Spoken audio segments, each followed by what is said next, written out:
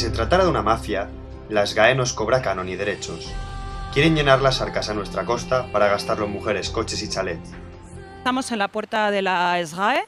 Estamos aquí porque esta mañana ha saltado la noticia de que Teddy Bautista, director de la SGAE, está retenido dentro de la SGAE porque está siendo sometido a una investigación por malversación de fondos y fraude y estafa. Oye, el CD es el original, ¿no? Que sí, así me gusta.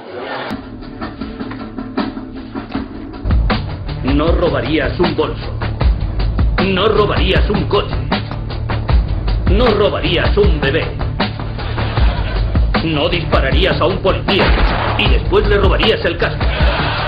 No cagarías en su casco. Y después se lo enviarías a su afligida viuda. Y después volverías a robar. Bajarse películas es un robo. Si lo haces, tendrás que atenerte a las consecuencias.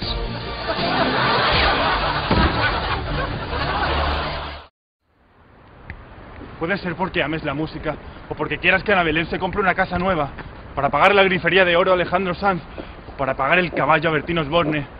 Puede ser porque quieras que Ramoncín vuelva a cantar, o para que no cante nunca más. Hay miles de razones para pagar el canon de la SGAE. Elige la tuya y jódete.